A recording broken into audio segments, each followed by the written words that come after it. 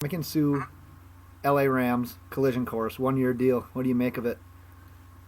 I think people are going to actually be murdered on the field by the combination of Aaron Donald and Ndamukong Suh are I saw people say Ndamukong Suh's washed, and I feel like you should just put them to shame. Both you and I, we watch those guys, right? Yeah. Fucking idiots! Don't realize how dominant that guy is. Yeah. I was watching highlights of him last night, and for some reason, and this has nothing to do with Suh, but he swatted one out of Derek Carr's hands. When that lineman picked it up and run the ball like he was going to score a fucking touchdown. He thought he was going to score. Marshall Newhouse? Yeah, it was Marshall Newhouse, that piece of shit. Dude, real quick before we get started here, I love the fact that the Rams are like, you know what? Our window's open. Let's go all in. Yeah. They are embracing the shit out of it, and I love Nobody's going to be able to do anything. They're not even able to snap the ball. Anybody. Let's go with a corny cliche here. So just like the Rams defense, let's get loaded. Somebody pump on Dave. Hold up. Somebody on their way. Hold up. I would have grown up Dave. Hold up. Somebody can't relate. Hold up. Stay down with no faking. Go up. Top down. I'm in racing. Go up. She wild. I'm in danger. Go up. My crowd in rotation. Party on 10 yet. Party on 10 yet. Wait. Party on 10 yet. Welcome to the Loaded Box Podcast. Where we never finish first because we finish last. Finishing last, that's what we do. Welcome to the Loaded Box Podcast. I am Ben Morgan, that is DJ Primo, and we are all jacked up today because DJ finally gets to discuss the NFC North. It's been a long time coming in my mouth. That's awkward, but hey.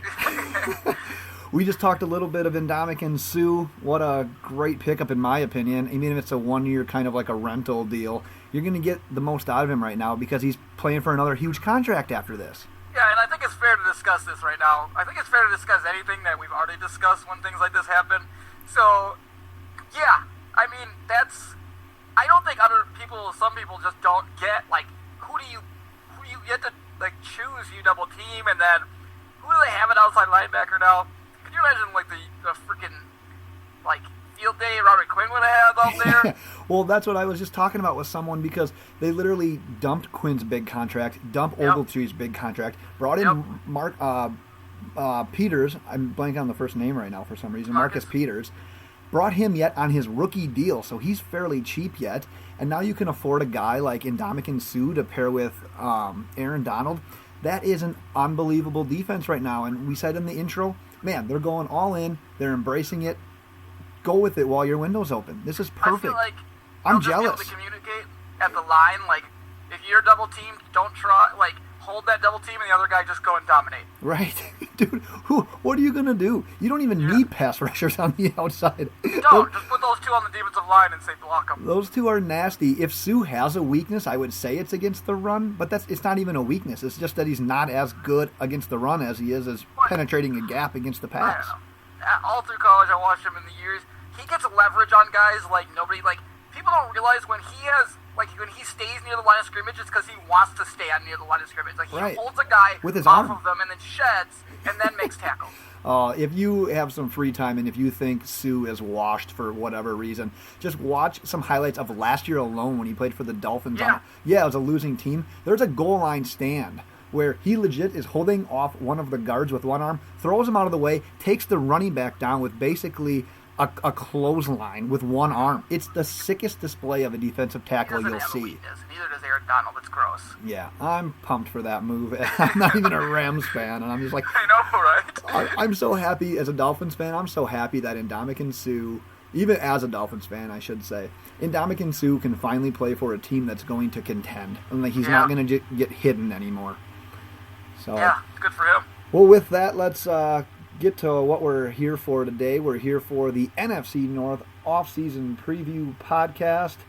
Let's kick it off right away with the division winner of last year, the Minnesota Vikings. They went 13-3, lost in the conference championship game to the Philadelphia Eagles. They now hold the 30th pick in the first round. We'll go over a couple of notable offseason additions and departures. So, notable departure, they lost every single quarterback on last year's roster. Which didn't really matter, right? Which doesn't matter because their notable addition, obviously, they brought in Trevor Siemian to be one of those quarterbacks, and then they brought in Sheldon Richardson on defense to bolster that defensive line. But obviously the main one being Kirk Cousins. Yep, that's all you got to say there. Yeah. So They got rid of 3 quarterbacks to get one better than all 3. yeah, and Trevor Siemian to hold a clipboard. Yeah, So- nice to see him. All right, so I want to ask you, because I know our loyal listeners know that you love to hate on the Vikings when you get a chance as a Yep. Packers/Aaron Rodgers. Maybe even a more Aaron Rodgers supporter than you are a Packers supporter. Yeah, maybe. So don't be an asshole. Don't be an asshole Packer fan here, and during these questions, try to remain neutral. So with the first one, with what we just said, have the Vikings added enough to be a legit Super Bowl contender in 2018? Here's what I got to say about that. The best chance the Vikings have at making the Super Bowl is going back to their drawing board and figure out how they can injure the best fucking QB in the league again. Otherwise, they're fucked. That's what they have to do. Draw that play where you fall on Aaron Rodgers, even though he got rid of the ball already, and jump on top of him and break his collarbone, or something like that. Go after his legs, because that's the only way. That's all you guys got. That's all you can do. So Whatever. I think you're being ignorant here, and I love the fact that I said don't be an asshole Packers fan, and that's immediately what you went to. I So don't think it's ignorant. I mean, they were 4-1 up to that point.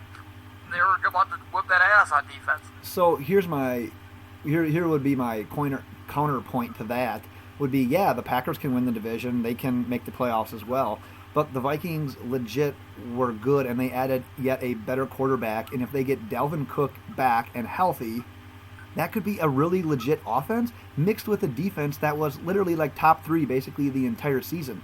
So they don't really have that glaring weakness anymore. Their glaring weakness was quarterback, despite the fact that Case Keenum was playing well. Now you bring in Kirk Cousins, who was a good, probably statistical quarterback on an average team. You're bringing him on a team that has an improved offensive line, a legit running game, and actual weapons on the outside. There's no reason why this team can't compete for a Super Bowl. Rams, Packers, Eagles, Saints, Niners. Good luck. I agree with that list, but I'm going to throw the Vikings on there. Good luck. I would take that field plus the Vikings. I would I easily got do Carson that. Wentz. I've got Drew Brees. I've got Aaron Rodgers. Well, yes, but Carson Wentz is kind of a question mark to start the Nah, year. But you he's still not a have question mark. He's Nick Foles, who amazing. was the Super Bowl MVP. So Still top 3 quarterback in the league right now. I don't like the fact that you're just willing to write off the Vikings, not because of anything that has to do with the Vikings, but basically because of the Packers. Yep. You can have an off game. Ah, Look at Virginia in college basketball. They're 100 oh, times Christ, better. don't compare the Packers to Virginia. The Virginia's 100 times better than Baltimore County. Okay? It was one fluke game. You mean the Vikings can't beat the Packers in one fluke game? It wouldn't even need to be a fluke game. They're that good. Well, they pay him twice a season, so they could beat him on out one game. But when it comes down to it, Aaron Rodgers, he's got that clutch gene, man. That's what he does. He wins big games. I love the responses you're going to. Whatever, it's Aaron Rodgers. Like, those games are the games he's going to get up for against the Vikings, and that's when he's going to be the hardest to beat. All right. Well, Kirk Cousins really hasn't had to be in that position, so Who is he Kirk definitely has a leg up. So I'll give you that point. But other than that, I think you're losing it. I think you need to be a little less biased when it comes to your judgment of the Vikings. Whatever, I mean, we pretty much put him in their place most years that Aaron Rodgers is there, so I think it's fair. Well, let's go on to a fantasy question then. Who do you like better at their current average draft position? You've got Adam Thielen right now going as the 4th pick in the 3rd round, or Stephon Diggs basically a round later at the 6th pick in the 4th round. Let's talk about bias here. It's just impossible for me to pick Adam Thielen because I have to favor the black guy. Like, Thielen is just...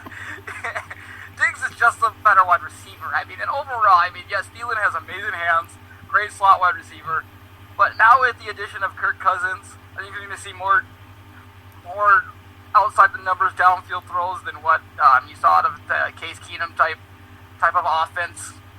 I think you'll see more long, big passes. You know, that New Orleans pass isn't going to happen Right. every year. Right.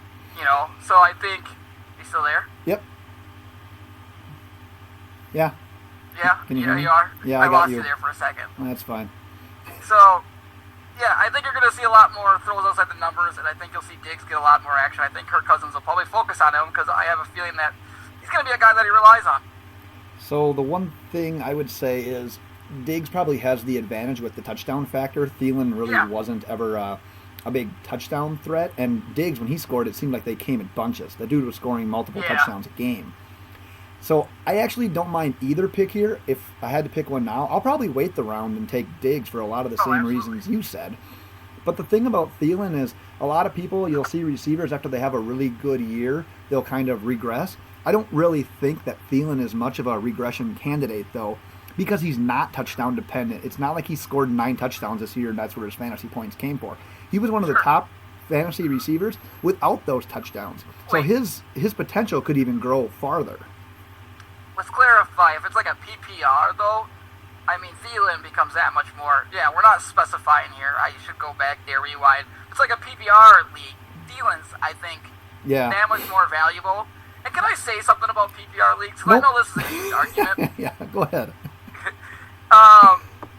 People love PPR leagues and they think that it's better. And I'm a big fan of the regular scoring, standard scoring. I do like 6 points per passing touchdown, but it doesn't matter either way. And my reason is, I think the PPR glorifies average players. Oh, it does, And I'm like, big it time. makes average players good, and I think that's bullshit. You're rewarding a guy who's getting like 7, 8, catches a game, but could only have 20 yards. I think that's bullshit. I don't like that. I don't like having average or to below average players be that much better because they're just catching more balls. I agree. I can live with a half PPR. I'm not huge on a full PPR. I Yeah. know it is a decent difference, but I had Theo Riddick 2 years ago, and he was 20 points a game, Right. 23 points a game. It was ridiculous. It was Yeah. embarrassing. I was embarrassed. it definitely changes up your draft strategy and everything. This reminds me of a quote I saw about Jarvis Landry when he got picked up by the Browns. It was like, Jarvis Landry, like, when he needs to get 7 yards, he'll get 8. When he needs to get 8 yards, he'll get 7. Like, he's not that guy that's going to kill you with yards. He's not the guy that's going to get a ton of touchdowns. He's just going to catch a ton of balls, and that makes him, like, so good in a PPR league. Yeah, So, I don't like it. well, let's move on to the draft for the Vikings. Like I said, they have the 30th pick. Where do you see them going in the draft? Well, I think the Vikings, I mean, they don't really have a weakness on defense, right? They have the top overall defense in the NFL last year. Yeah. So I think they need to go offensive line here, not only to help protect Cousins, because that's an obvious thing, but they have a very, very talented young running back in Dalvin Cook who can help keep that offense, balanced. Obviously, missed the year last year. Was it a torn ACL? I don't even remember anymore. Missed most or almost all of the year last year due to that torn ACL and on a pace for a great season. So I think that just helps them both in the passing and the run game, keeps them balanced.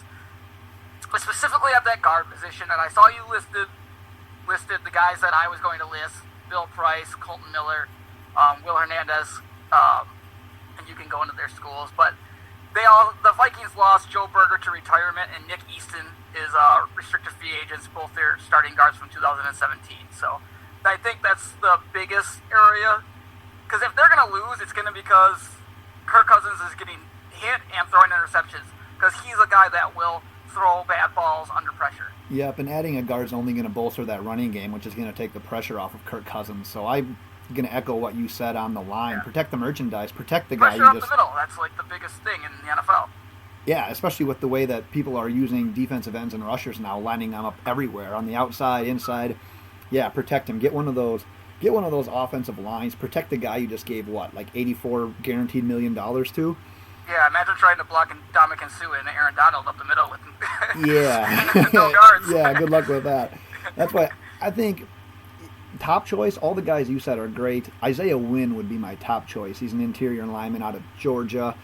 The one bad thing about him is he might already be gone. It is a good draft, especially early for interior linemen with Hernandez out of UTEP. Yep. I think Wynn might be gone, but if he slides, I think that's a no-brainer for the Lions. Or not the Lions, but for the Vikings, because they're already so good on defense. You can go best player available. That's never a bad route. But if he wins there, you're going best player and you're hitting need. So I'm definitely all about the offensive line there. Let's go on to the Lions. 9-7 last year, 20th pick in the first round. We'll hit on some quick notable adds and losses. They tagged Ziggy Ansah. They added LeGarrette Blount, so they're going to go to the Super Bowl, right? Because LeGarrette Blount just takes teams to the Super Bowl, as we've learned the last couple of years. And then they lost former first-round pick tight end Eric Ebron, who never really lived up to what he should have with that offense that was around him and Matt Stafford at quarterback. Pretty disappointing career he had with the Lions. And I know it's only March and the draft hasn't even happened, but my question for you regarding the Lions offseason, are they falling behind in the NFC North with the Packers getting Rodgers back, with the Vikings adding Cousins and already having a good defense? The Bears are making tons of offseason moves that we're going to get to. My question is, are the Lions falling behind right now by not really doing anything? I think that they'll finish last in the NFC North, if that answers your question. Ooh, bold take. You got the Bears? I don't think it's bold. The Bears, though. The Bears are great at home, and they added a bunch of pieces. I think they'll obviously let Trubisky, they're adding people around him, so they can let him throw the ball. Let him throw the ball. They're not going to run 45 times a game. They have a workhorse in Jordan Howard. They have Tarek Cohen to play that third down, back, catch all the backfield, be a matchup problem for linebackers. They added Allen Robinson. Their defense was good. I mean, I was looking at their defensive categories. They were, top 10 to 12 in every category? Yeah, and they were on the field all the time, too. That's exactly the truth.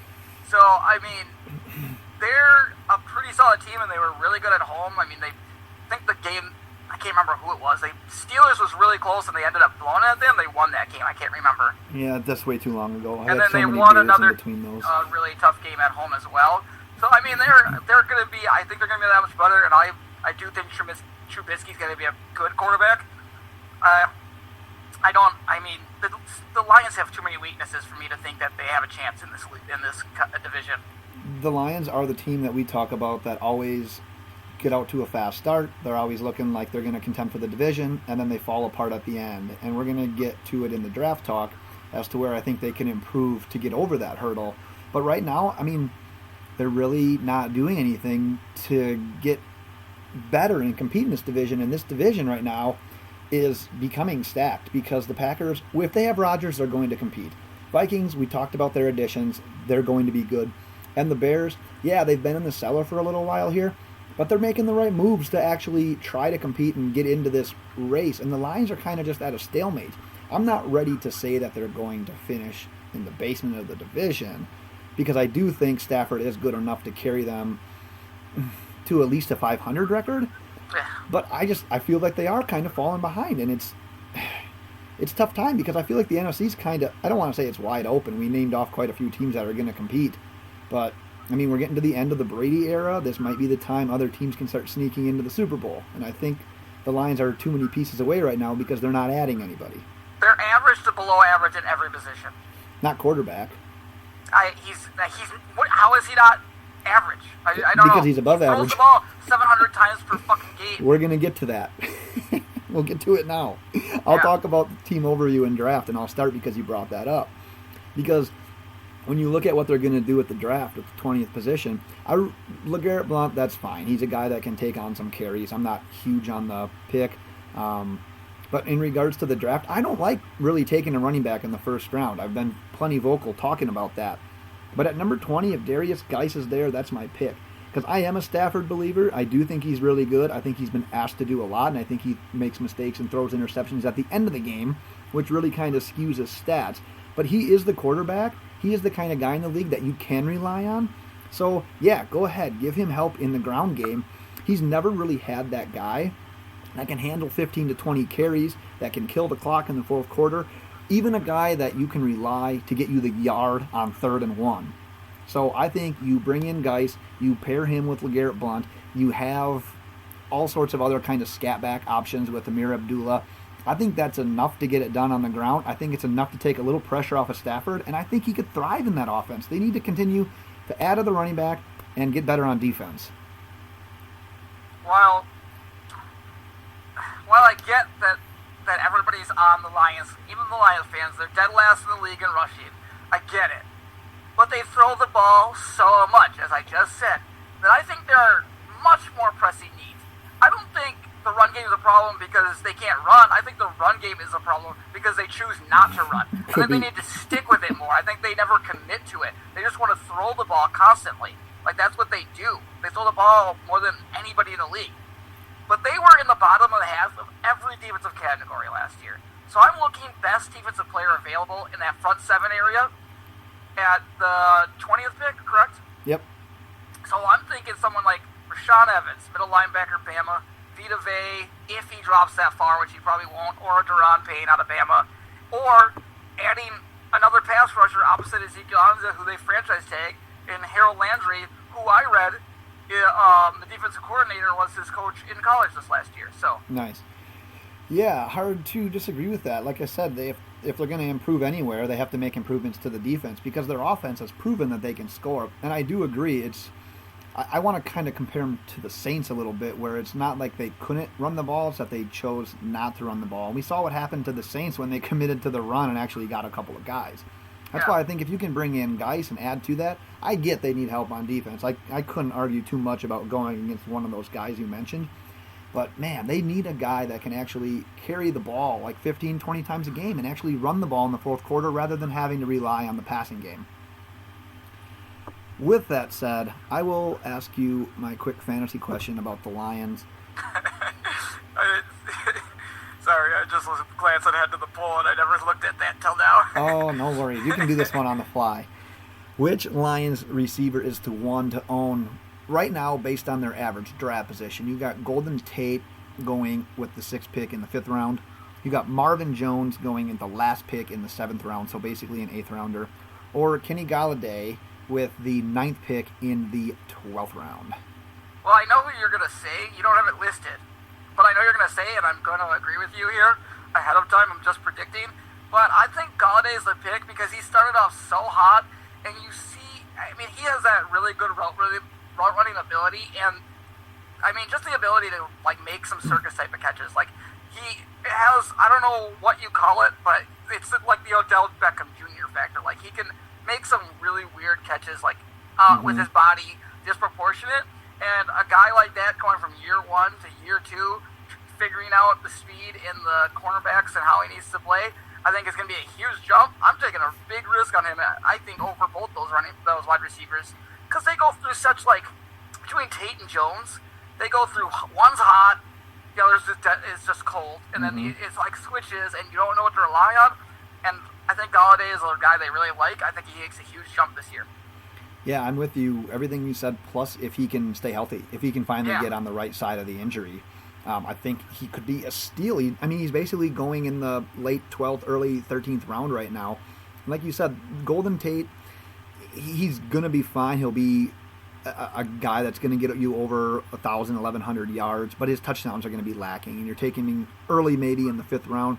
Marvin Jones, yeah, he put on a spurt last year where he was really good, but then he would disappear. He disappeared because I had him. Yeah, he would legit disappear. So if you can get a guy in the early 13th round with the potential of Galladay, I'm not opposed to any of these guys, but yeah, if I had to pick one right now based on average draft position, I'll take last year's rookie.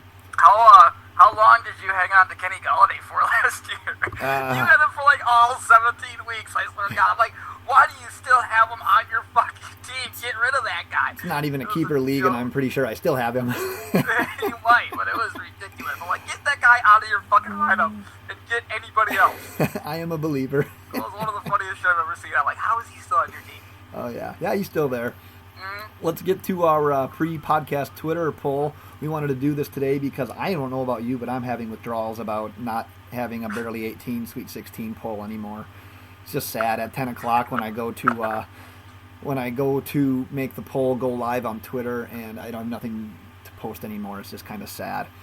So our pre-podcast Twitter poll today was, which day of the following options do you look forward to the most? And the options were the NFL Draft, Major League Baseball Opening Day, your personal fantasy football draft, and your own wedding day. And the results were kind of alarming because NFL dominated it. NFL Draft got 47% of the votes on Twitter, @LoadedBox, follow if you're not already. And in second was your fantasy football draft with like 39 or 40% of your votes. Major League Baseball's opening day only got 11, and shocker, ladies, your wedding day only got 3% of the vote. That's what I was laughing at earlier. That is awesome. I mean, how many of these people that voted haven't been married, though, you know? All of them. That's why I want to say. It doesn't really matter. I wouldn't choose a wedding day either. Actually, I didn't. Actually, I didn't. There was two things I learned from this poll. Well, actually, three. One, our audience is probably a little biased because it's mostly football, beer drinking, fantasy football people. But the other two things, number one, men have been exposed. Wedding day is 3% of, I think it was like 150 votes. That's not many votes. It's like 2 votes. I'm not good at math, but it's not that many. Yeah. And number two, hold on. Football dominates everything, including a major sport. Baseball's opening day, one of their biggest days outside the World Series, 11%. And your fantasy football draft and the NFL draft dominated it. Yeah. I didn't say wedding day because it's for the girls. Wedding day is for the girls. I mean, I'm actually more excited about your wedding day than I was for mine, because then I get to just like tag along and drink and not have to deal with all this shit, and I get to party, and it's like you're throwing it for me. That's what it feels like. You're not throwing it for you. I've always felt that way. I've always felt that way about weddings that I've either been in or that I'm going to. It's my day. I just get to go get drunk. I get to kill the dance floor. I get to spill beer. I mean, I get to drink the entire day, and I don't even have to have an excuse. Like, nobody judges me. As a groom to be here in the next couple of months, I need a little bit of advice from someone that's been there. I always wanted you to do a segment called Daddy Advice with DJ, so now I'm going to have you give me husband advice from DJ. All right. My wedding day, am I even going to get buzzed? I was more drunk on the bus between the reception and the wedding than I was the rest of the night. The rest of the night, I I'd barely drink, and I was tired by 11 o'clock. I left early. I left before the place closed down. I still got time to get out then. It's hard to drink. Like you got to enjoy the times you can drink, because once you start walking around and talking to all these fucking people you don't know, it's hard to drink, and it's really annoying. All so right. Good luck. So my only solution here before we move on to the Packers to resume the podcast is I'm going to get one of those helmets that has beer holders on each side and get straws. That's a genius idea. It's going down for real. I did vote for, I want to go and say I voted for fantasy football draft. Nice. For 2 reasons. Well, for one reason. I am a Packers fan, and the NFL draft day I've always watched and I've always loved, but it never really mattered that much, you know? It's my whole entire life I've watched Brett Favre and Aaron Rodgers dominate. So, I mean, having picked 20 and later, it's just never been that big of a deal. It's nice to get excited about a guy that you're adding, but ultimately, you're going to be in the playoffs competing for a Super Bowl every year with those 2 quarterbacks. So, I love the fantasy draft, though. And whether or not the listeners know it, that was the big, subtle jab that DJ just took at me as a Dolphins fan, who always have a top 15 pick, compared to the Packers, who never really draft outside of the top 20. Yeah, we got 14 this year, though. Anyway, speaking of the 14th pick, the Green Bay Packers, 7-9 last year in a season basically without Aaron Rodgers. A little bit of hope there with Brett Hundley, but now they've addressed the backup quarterback position. They brought in Deshaun Kaiser in the move trading Demarius Randall. Along with losing Randall, they lost Jordy Nelson. And along with adding Kaiser, they added Jimmy Graham, Mo Wilkerson, Tremont Williams. I have a lot of things I kind of want to ask you, but I'll go on to the question that I had proposed here. More important addition, in your opinion, Mo Wilkerson on the defensive side of the ball, or finally giving Aaron Rodgers a tight end in Jimmy Graham? Jammy Graham? Jimmy. This is easy, in my opinion. It's Muhammad Wilkerson. Wow, I would thought you were going to go the Rodgers is other going to way. make his offensive weapons that he has good no matter what. Obviously, they're probably going to score more touchdowns in the red zone. Rodgers was already dominant in the red zone. Devontae was his number 1 target in that area, or was going to be before he died. And Jimmy Graham's just going to add that other one. So I think they're going to score constantly in there, but it's another guy that gives them depth. Their defensive line, I don't know if people realize, they're going to be good. Really good. That's going to be the best part of their defense, and that's where they're probably going to get most of their pressure. That's going to help Nick Perry a ton. Clay Matthews sucks, so it doesn't really matter. But anybody else that can give some pressure, Blake Martinez up the middle, Nick Perry, those guys are going to give them opportunities because they're going to be requiring double teams. I love the addition of Mo. I'm going to be cautiously optimistic, though. It's not just the fact that he was dominant, he was garbage. I'm not going to sit here and say he's going to return back to his dominance. He says he is. I hope he does. But if nothing else, it just adds more depth. Because they had good players, but they were just so tired all the time that the guys that were bad, like, there was no depth behind them. So it just kind of fell off really fast because it was just all Mike Daniels and Kenny Clark, both really good defensive linemen. So with that addition, it's more depth, and if he returns to what he is, I mean, that defensive line is going to open up some holes for linebackers to make plays. Yeah, I've been listening to a lot of local radio here in Wisconsin, so I know more than I want to about this topic. But they said that Sheldon Richardson is basically re-upping with his former defensive coordinator in Mike Pettin, and that's when he had his best years. Mo Wilkerson. Oh, what did I say? Sheldon Richardson. Okay, same thing, different different name. My bad. Mo Wilkerson. Yeah. Thanks for adding that in there.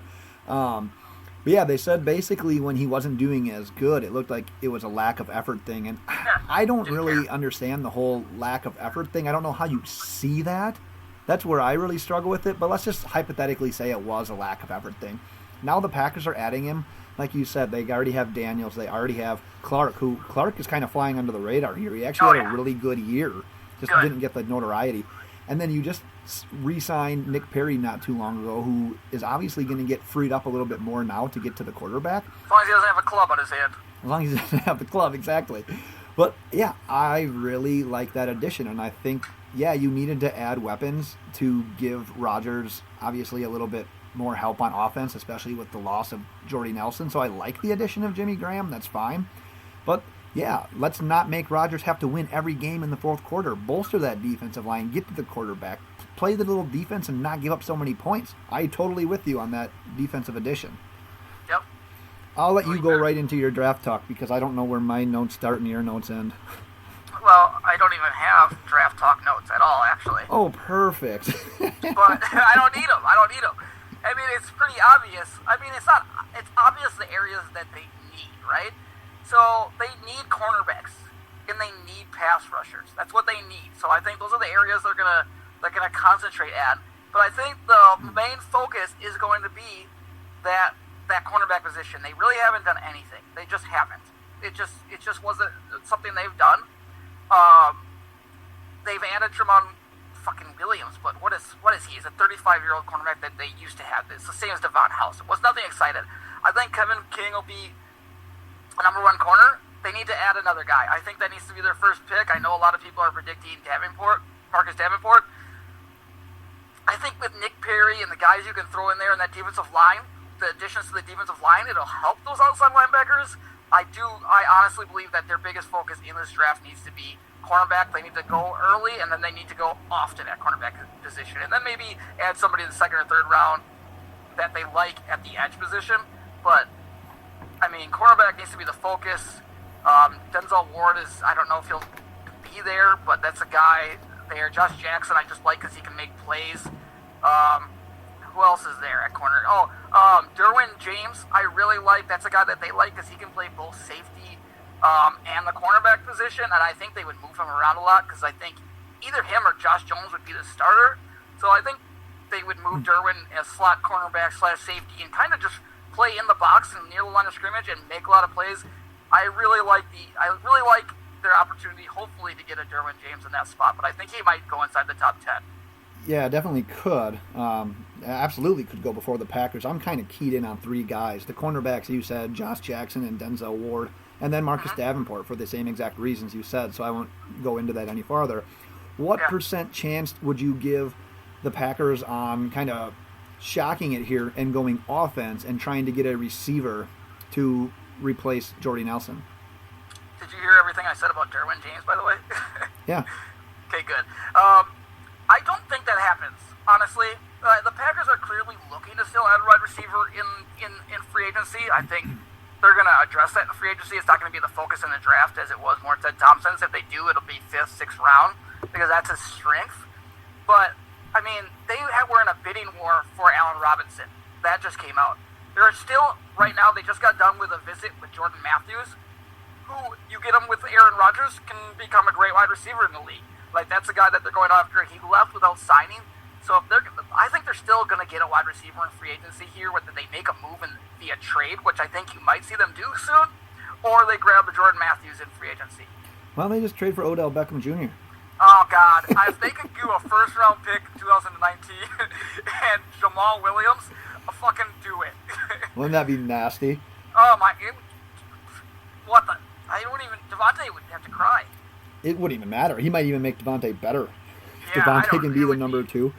Like, I was gonna say it, but I didn't want to sound like an idiot because it's just unrealistic. I just wanted to throw it out there because he's the hot name being tossed around right now.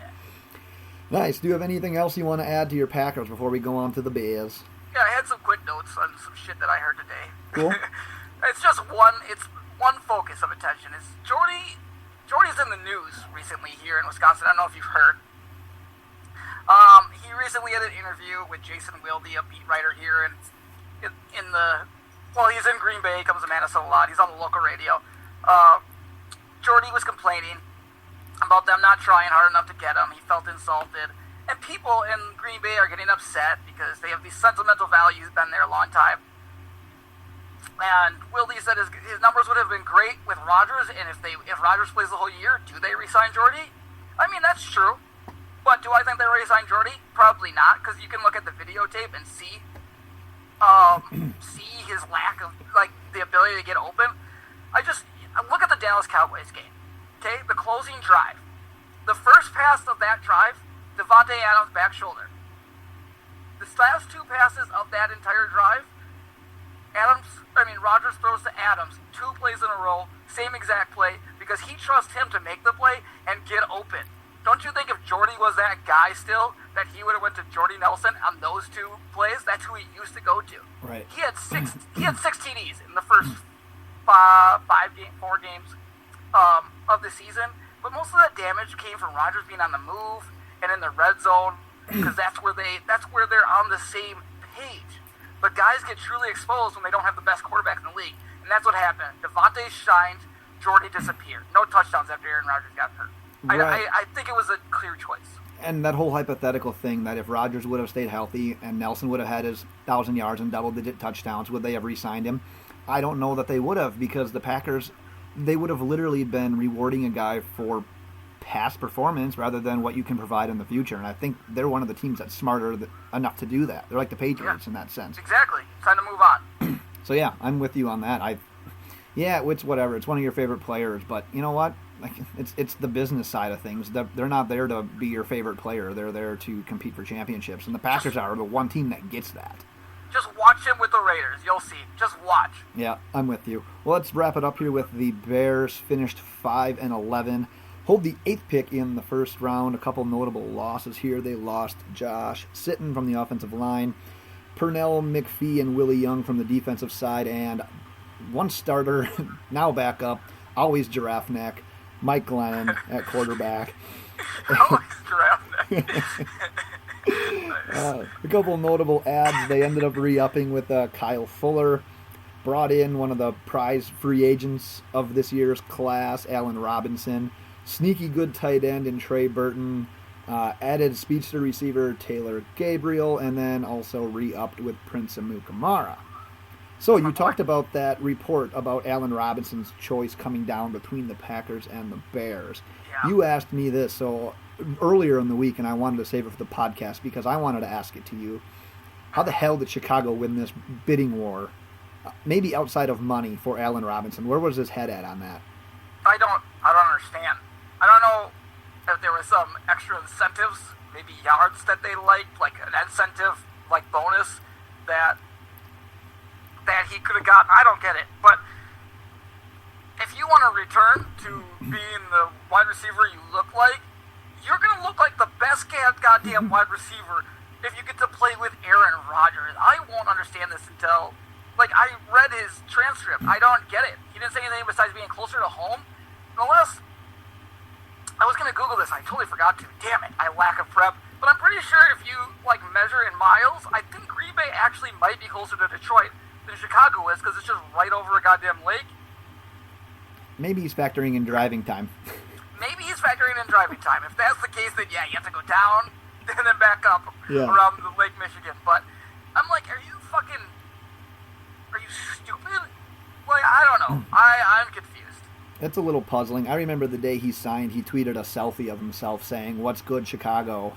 And I don't remember exactly what I said, but I quote tweeted him and said, the pizza and there's a cool bean-shaped object that makes your body funny shapes. Yeah, that is cool. I'm going there tomorrow. Someone actually replied thinking I was being serious. That's what I hate about Twitter. Just, Oh, God. we're here for the joke, people. We're always Yeah. here for the joke. So, yep, I don't really get that one either. I tweeted you and thought maybe Chicago has better-looking women than Green Bay. I don't think that can be true. You got more people to choose from. That'd be the thing. Yeah, that's true. Yeah. Well, maybe. But probably better looking people. Yeah, it's a bigger city. I mean, But because they have a lot more murders. people in Chicago are on Tinder. People in Green Bay are on Farmers Only. That's your difference. But you're more likely to get killed in Chicago than you are in Green Bay. Absolutely. So, just saying, Al Robinson probably going to join a gang when he goes there. Before we Him and Aaron Hernandez. oh geez. R.I.P. and P. Before we move on to their draft talk, let's talk about one more free agent they had and relate it to fantasy here, because Here we go. everyone was sort of pumped up about Adam Shaheen Let's talk playing about this guy. in a second year quarterback Mitch Trubisky. Maybe they'd grow together. It'd be a nice 1-2 punch. But then they bring in Trey Burton, who can not only catch the ball and create after the catch, the dude can throw touchdowns. In the Super Bowl.